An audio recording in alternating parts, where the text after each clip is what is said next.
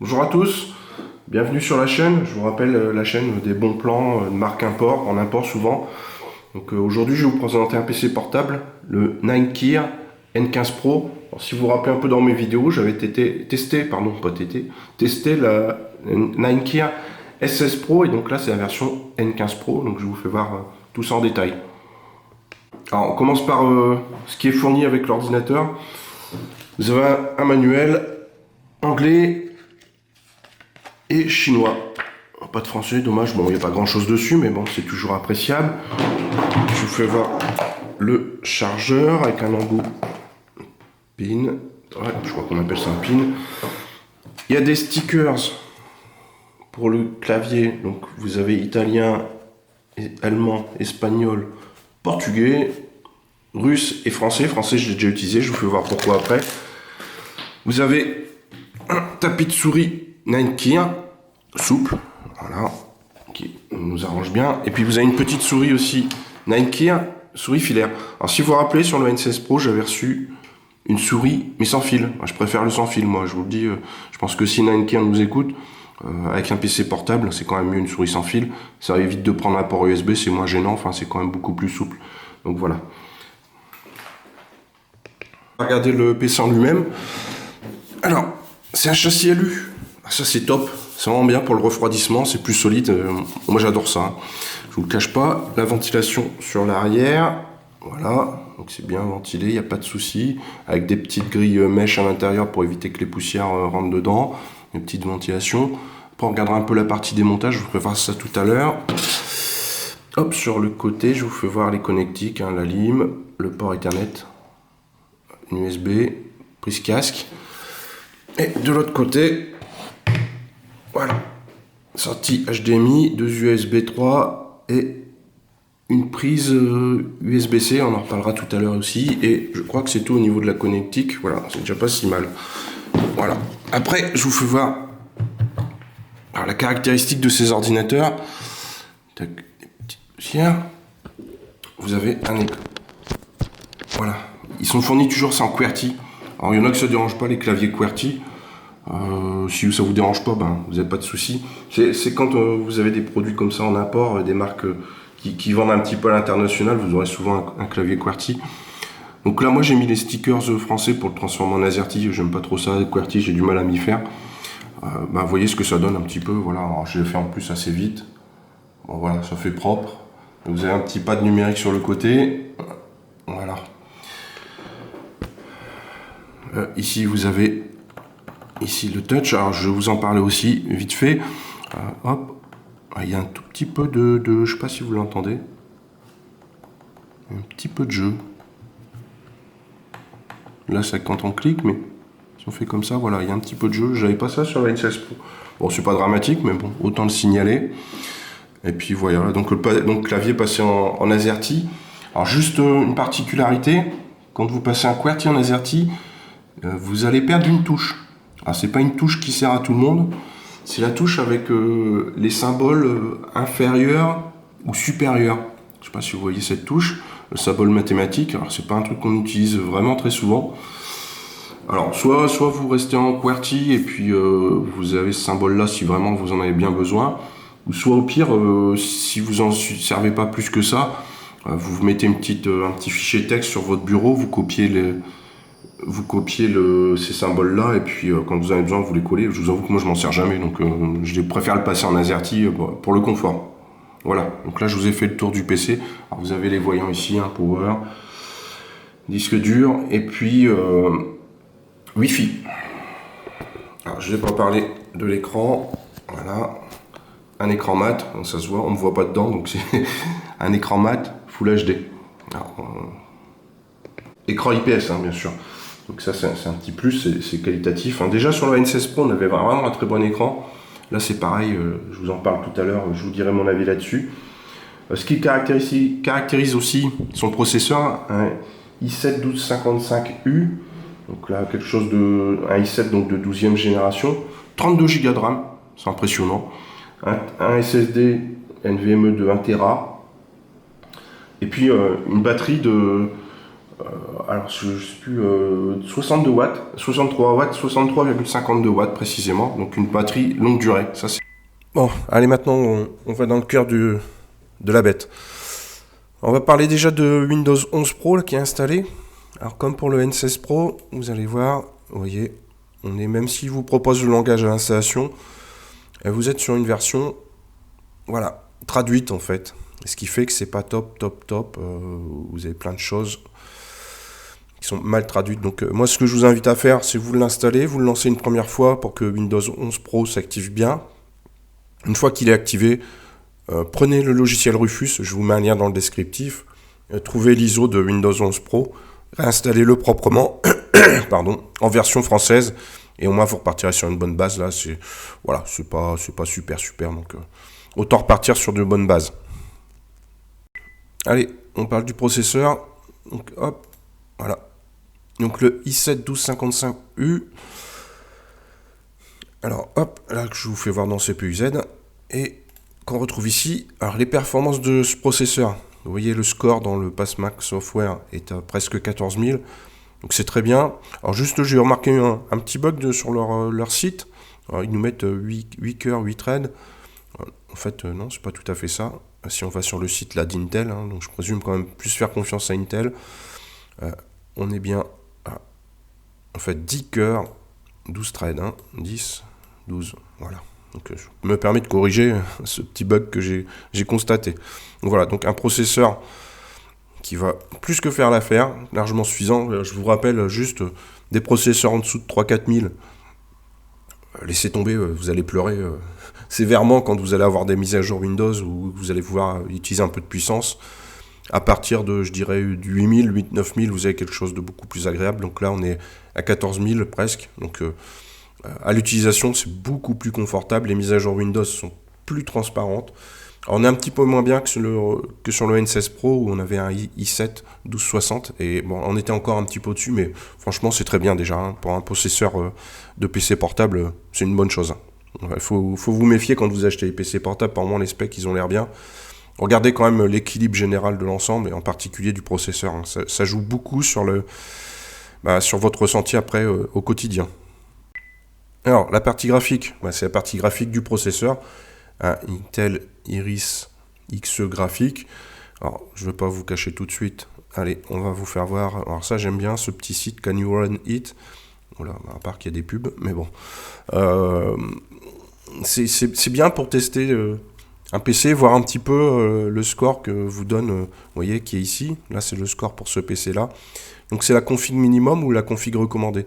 Et il vous teste ça sur je ne sais plus combien de centaines de jeux. Et puis, vous avez le résultat. Donc là, on voit que ce PC va pour 21% des jeux en configuration minimum et 5% en configuration avancée. Alors, je vais vous faire voir la liste des jeux.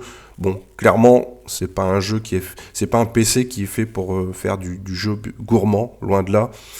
Maintenant, je vous fais voir la liste, je vous la fais défiler, vous regarderez si ça correspond un peu à... Hop là, j'étais un peu vite. On va faire marche arrière. Hop. Voilà, je veux juste voir. Non, j'étais bon en fait. Hop. Je vais juste vous faire voir la liste des jeux que vous pourrez jouer en configuration minimum, donc forcément en détail minimaux.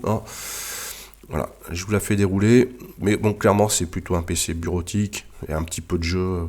Voilà, des jeux pas trop gourmands, on va dire. Voilà, je vous fais défiler tout ça. L'idéal, c'est d'être quand même un petit peu en recommandé quand même. Bon, les autres vont tourner, là, vous voyez. Celui-ci va tourner en minimum. En recommandé, non. Donc, il ne faudra pas trop forcer dessus. Voilà, ça, c'est pour la partie graphique.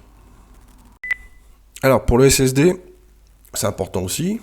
Alors, même si les SSD NVMe, en utilisation quotidienne, vous ne verrez pas trop de différence entre un bon SSD et un SSD un peu moins performant. Donc là, je vous l'ai testé. Oui, on est sur quelque chose de très correct. C'est pas les premiers prix non plus. C'est quelque chose de... Voilà, on est dans une gamme moyenne, très satisfaisante. Même pour faire un peu de montage vidéo, ça vous ira très bien. Vous pourrez comparer avec d'autres, vous verrez... voilà, on est sur quelque chose de correct. On voit que Ninekir, en fait, fait évoluer ses produits, mais des produits d'un petit peu plus qualitatifs. C'est le cas pour le SSD. Il est plus qualitatif que celui que j'avais eu sur le N16 Pro, même si c'est plus tout à fait d'actualité, parce que Ils ajustent leurs produits au fur et à mesure et donc ils remontent leur gamme automatiquement. Moi, le N16 Pro, quand je l'avais eu, voilà, il avait un SSD de moins bonne qualité, mais je crois que les nouveaux sont mieux équipés. Donc voilà. Donc c'est bien que Netgear fasse évoluer sa gamme aussi au fur et à mesure. Voilà. Donc ça, c'est la partie SSD. Donc vous aurez de la fluidité sans souci. Vous pourrez faire un peu de montage vidéo. Il n'y a pas besoin d'upgrader. C'est loin d'être indispensable. Même pour moi, ça sert pas à grand chose parce que après, il faut que le processeur suive aussi. Donc, si vous mettez un SSD qui va aller 2-3 fois plus vite, si votre processeur ne suit pas, ça va pas être très utile. Alors, la partie importante aussi, qui est difficilement... là, c'est mon avis qui va faire foi. C'est difficile à enregistrer. Le bruit du PC, le silence. Un PC portable, voilà, il y a des gens qui sont sensibles à ça. Moi, j'y suis très sensible. Je vous avoue que tous mes PC sont particulièrement silencieux, proches d'un fanless quasiment. Et donc, qu'est-ce que donne ce Netgear N15 Pro? Bah, c'est simple, il est super silencieux. Franchement, on n'entend pas la ventilation. Et si vous le mettez vraiment en charge, vous le faites chauffer ou que vous avez une grosse mise à jour, vous allez entendre très légèrement la ventilation si vous êtes dans un environnement calme. Si vous avez un peu de bruit autour de vous, vous n'entendrez absolument rien. Déjà là, vous voyez, là, je suis en train d'enregistrer, je n'entends aucun bruit de ventilateur. C'est hyper silencieux. Et quand ça va se déclencher le ventilateur, ça va être un bruit tout léger, pas du tout aigu, un petit souffle hyper léger, donc ça c'est hyper appréciable et moi j'apprécie. C'est là qu'on voit la qualité de refroidissement d'un PC aussi, quand on a bien adapté le matériel au processeur et que la ventilation est suffisante, ben voilà, on a ce genre de produit. Et là, un grand bravo à Netgear. Voilà, on arrive sur la fin de la vidéo plutôt. Donc, bon, je pense que vous avez noté que j'étais quand même très content du PC. Voilà, il y a des petites choses encore à faire évoluer. Le petit pad tactile, voilà, il y a un petit jeu. Ce serait bien que Netgear la prochaine fois, sur le N16 Pro, j'avais pas ça, il fasse attention. Alors, c'est pas rédhibitoire loin de là, voilà, mais c'est quand même un petit point à améliorer. Après, bon, le clavier, ça restera un QWERTY, ça je pense que c'est inévitable. Bon, moi, les stickers me conviennent parfaitement. Bon, c'est un problème qui se règle facilement aussi.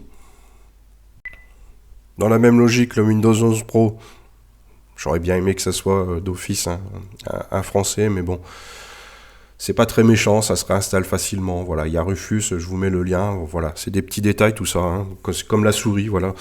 On a une souris filaire. Bon, une sans fil, ça aurait été quand même un petit peu mieux. Mais bon, tout ça, ce sont des détails en fait. Globalement, quand même, le PC, il a un rapport qualité-prix qui est assez, qui est très bon, quoi. Voilà, exceptionnel, je sais pas, mais en tout cas, il est très bon. Je vous le fais voir d'ailleurs sur le site de Netgear. Alors, moi, c'est là que je l'ai reçu, hein, directement de Netgear. Il faut savoir que, en fait, ils ont, alors, ça a beau être des boutiques pas françaises. Ils ont du stock. Là, c'est du stock en France, c'est pas possible autrement parce que moi, je l'ai reçu la commande en même pas 2 jours. J'avais reçu le produit. Alors, je sais pas si je vous avais parlé de l'emballage tout à l'heure, mais en tout cas, c'est hyper rembourré à l'intérieur de la mousse, il peut rien se passer. Je l'ai reçu hyper vite, plus vite presque que Amazon maintenant. Donc ça, c'est un gros point positif. Donc moi, je vous invite, si vous deviez le commander, vous voyez, Netgear, c'est peut-être bien de le commander directement chez le constructeur. Voilà, il a l'air au point pour la garantie. Donc vous avez vu qu'il y a une garantie de 2 ans. Je vous parle du prix juste après. Voilà, donc autant l'acheter directement chez le constructeur. Vous aurez le meilleur SAV qu'il se faut. Vous voyez, ils vous disent sans TVA ni droit de douane. Effectivement, ça arrive. Pour moi, le stock, il est en France. Hein, c'est pas possible autrement. Vu la rapidité que je l'ai reçu, c'est meilleur que Amazon. Là. Pour le coup, je vous avoue, j'étais très bluffé. Voilà, alors, garantie de 2 ans. Donc là, moi, je pense que c'est plus intéressant d'acheter sur Netgear directement. Le prix, 589 €. Bah, franchement, c'est très correct. Je vous dis, si vous achetez la même chose d'une grande marque, déjà, vous risquez d'avoir un châssis en plastique. Déjà, rien que ça, c'est vraiment... c'est le jour et la nuit, quoi. Un châssis plastique, un châssis alu. Vous n'avez rien à voir. Là, vous avez un bon châssis alu, vous avez un bon écran. 32 Go de RAM, c'est énorme pour un PC portable. Un SSD d'1 Tera, voilà, on ne vous met pas un 500 Go, vous avez direct 1 Tera, il n'y a pas besoin d'upgrader, le SSD fait l'affaire. Voilà, un clavier rétroéclairé, un lecteur d'empreintes. Ben voilà, si vous voulez la même chose en marque connue, je pense que vous pouvez miser facilement sur un petit 900 €, quelque chose comme ça. Donc là, vous êtes en dessous de 600 €. l'économie elle est là, le PC fait le taf. Voilà, je sais pas, voilà, il n'y a pas mieux que ça. Vous voyez, en plus, vous pouvez payer aussi avec PayPal, ce qui vous donne la sécurité PayPal pour vos achats. Si vous êtes un petit peu inquiet, vous pouvez passer par ça aussi. Voilà, alors je ne vous ai pas parlé, il y a Bluetooth aussi, hein, forcément, le PC fait Bluetooth. Hop, il est, je crois que c'est là, voilà. Vous avez du Bluetooth, hein, bien sûr, aussi dessus. Voilà, donc un excellent rapport qualité-prix. Voilà, si vous êtes à la recherche d'un PC, sans y laisser un bras, un PC avec des bonnes perfs. Alors, soit vous achetez un PC de marque, vous aurez des moins bonnes perfs, soit vous pouvez partir sur une marque comme Ninecare. Moi, c'est mon deuxième Ninecare. Ça continue. Alors, mais j'ai une petite préférence pour le N16 Pro avec son écran. Après, celui-ci, là, il a aussi son lot de qualité. Hein. Donc voilà. On arrive sur la fin de ce test, je pense assez complet. J'espère que ça vous a plu. N'hésitez pas à me laisser un petit commentaire s'il y a besoin, s'il y a des questions. Un petit like, ça fait toujours plaisir. Moi, ça me pousse aussi à poursuivre ces petits tests. Et puis, vous pouvez vous abonner sur la chaîne aussi. Je ne fais pas des milliers de vidéos au quotidien. Donc, si ça vous a plu, n'hésitez pas à vous abonner. Et puis, voilà. Et puis, je vous dis à bientôt. Et puis, je vous souhaite une bonne journée. À bientôt. Salut tout le monde.